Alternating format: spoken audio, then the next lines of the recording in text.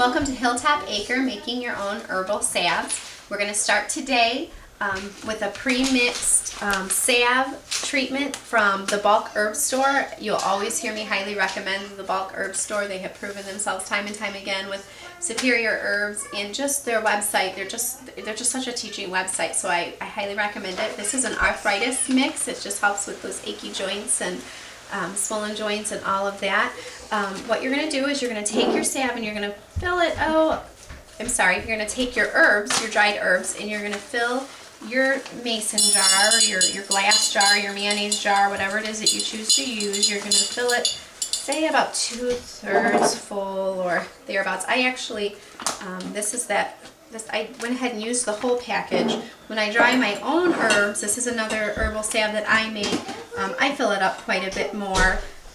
So it just all depends on how much herb you have, but you actually should probably have it a little bit higher than that, but this is all of this that I have. Then you take your olive oil and you put it over your dried herbs just to the bottom of the lip. I've also used coconut oil, half coconut oil, half olive oil.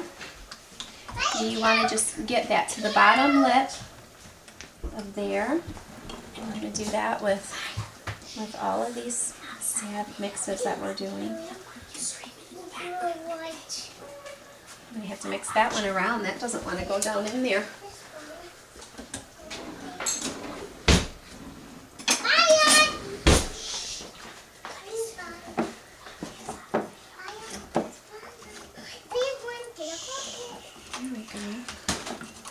There we go. And then you're just going to put a lid on your herbs and on your olive oil, and you're going to put it into a crock pot. And in the bottom of the crock pot, you're going to want a cloth or a rag, something to keep it from breaking. And then you're just going to pour water in there. As high as your crock pot will let you go. If you have a wood stove, the best place to put these is just sit behind the wood stove where it's kind of warm, but your herbs aren't going to cook and your oil's not going to boil. You want it very hot, but you don't want to bring it to a boil.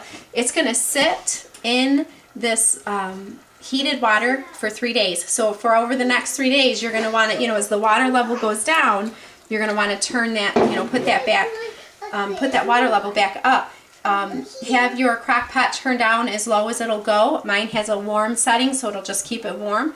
And then we'll come together at the end of 3 days and I can show you how to complete your salve. Okay, it's been 3 days since our oils were first put into the crock pot. Now the oil is completely infused with all of the good stuff that we want to pull out of the herbs. The herbs are completely spent. They're good for nothing. You want to throw them, give them to the chickens, just throw them in the compost pile. And so we're going to walk you through the steps of making your salve. Along with your infused oils that we prepared 3 days ago, you want to make sure that you have vitamin E oil. It acts as a preservative. You're going to do 2 to 3 drops for every 8 ounces of infused oil. You also want to make sure that you have 3 to 4 ounces of beeswax, depending on how hard you need your salve to be. And you can add more essential oils at this point. Like, I didn't have enough lavender for what I normally put in this salve, so I'm going to be adding about 10 drops of lavender essential oil. The other thing that you're going to want to need, just really easy, girls, do you know what this is called? Cheesecloth. It's cheesecloth. It is. You don't have to use cheesecloth. You can use an old t-shirt, an old pillowcase, anything like that. And what I have is I just have a bowl or a measuring cup and your rubber band or something just to tie it on. And that's what I use to strain the oils out. So you could probably use just about any container. Any container, anything that you want to drain this into. Okay, girls, who would like, Mia or Anna, somebody, would you like to help me pour that in there? I would. You're going to help too? We'll be able to all take turns. JL, why don't you grab your spoon and help those herbs come on out of here. Now, girls, can you name any of the herbs at all that are in here? Do you know, any of you know any of the herbs that are in here? There's plantain. Yeah, for sure. A lot of plantain. Yeah.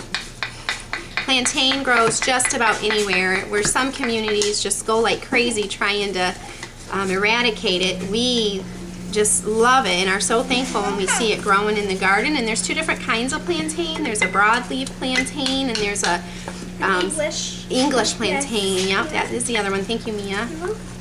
So just girls, we're just gonna work on getting those infused oils out of those herbs. Look at that. That's a good job, girls. When I make this salve, I also add some herbs that give it some antifungal properties. So there's different things like olive bark, pau d'arco bark, those kind of things that help fight infection, yeast infections. One thing that's really good about learning about the different herbs in your area, you know, find out what grows. Find out, is it filled up? Find out what grows in your area. Find out what their properties are. In every area, every community can have salves that all have medicinal properties, but where you can collect the herbs yourself. Now, my antifungal herbs I actually ordered from the bulk herb store. Okay, girls, hold on one second. We're gonna take this off here because now we're to the point. Girls with long sleeves, can you pull your sleeves up? This is where we've got to start. Oh no, you have short sleeves, baby. Yep, because yours are short already, honey. You can't pull them up because your sleeves are already short, so you're already ready for this part of the job. It's all right. You're okay. Okay, can you squeeze this for me? Oh, look at, yep, they're all rolled up now. Mia took care of it for you. Look at, there you go. Perfect. All right, Abaya, can you help squeeze it? And all we're doing now, and this is the same thing you would do if you had it in a t-shirt or if you had it in a pillowcase, is you just want to squeeze all that infused oil out of those herbs. And those girls, oh sorry. Did it poke you? That's sharp. Are you okay? Yeah. She got poked in the hand by some of that bark. No, it was that. Oh, it was that. It wasn't even the rosemary that got her. It was the bark. Look at, there's a little rosemary twig there. Sorry about that, Anna, that happened, honey. And squeeze all those herbs out of it. Oh, okay, we ended up with about 20 ounces of our infused oil, so we're going to pour that oil into our pan. Can I grab that spoon really quick? The spoon got left over here. Oh, okay. Grab it for you. Thank you. And then we're going to just turn it on low because we're going to want to heat the oil enough to melt the beeswax, but not enough to boil the oil because we don't want to do that. We don't want to scorch the oil. I'm going to add a little bit of vitamin E oil here, and that just acts as a preservative. And then I'm going to put our beeswax. I get my beeswax, it's organic beeswax, the little pastilles, because I'm not even sure if I said that right, to be honest, but they melt faster than the big chunks that you get, and I don't have to grate it down or anything like that. So I actually have to put some more in there because I ended up with more oil than what I thought I was going to have. Oh, you need your pen? Thank you, Mommy.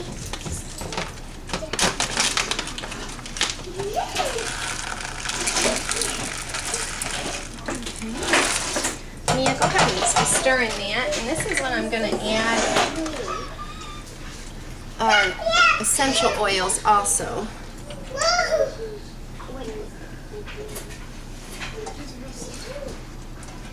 Okay. Okay, and we are going to cook that until it's just melted, but not to boil. You can see here that the beeswax is already starting to melt there. Now the beeswax is so that it will harden the salve, right? It is, but it also, you know, just with honey, I mean, it's good for the skin. Mm-hmm. With our chapsticks and things like that, we actually put the honey in it, so it has the same properties. Okay. All right, our green stuff is, or our salve, we call it green stuff, is completely melted. It literally took less than 5 minutes. I mean, just really quick. You can use whatever containers you have. I buy these through the bulk herb store. These are 4-ounce salve containers, but any jar or anything like that that you have. Now, girls, this is hot, so I don't want you to bump the table, okay? So we're just gonna pour our salve. You can see now it's, you know, very liquidy. Ooh, that table is at a angle here. Let me move that over. There we go. Spilled it on the table. I don't want to waste that.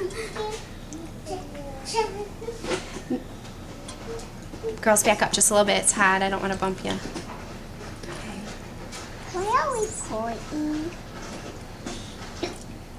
Okay, there we Oh, watch your hands, baby. Thank you so much for your help. And then any container that you have that you would want to store it in. This can stay good for up to 2 years as long as you keep it out of the sunshine. We have never, ever had it last more than just a year. I mean, literally, we just have never had it last that long.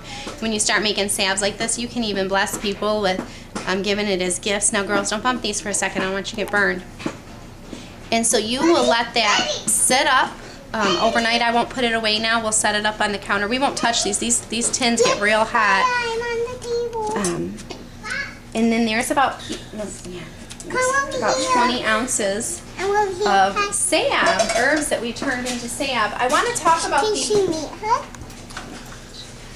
about the importance of labeling your salves. We have 3 different salves here that are very similar in color. This is our green stuff. This is okay, girls. Okay, girls. This is our green stuff that we use for things like diaper rash, eczema, that sort of thing.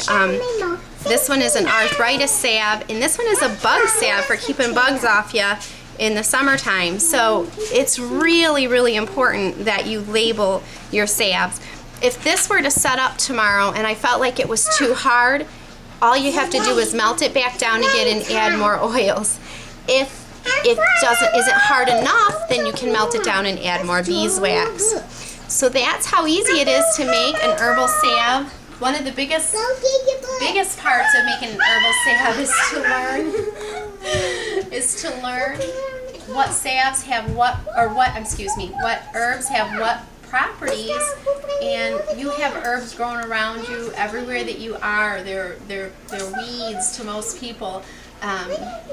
But once you learn about them and what's around you, you can make this too. It's very easy. I hope you enjoyed making salves, and I hope that you will be challenged and will make some yourself. Can you grow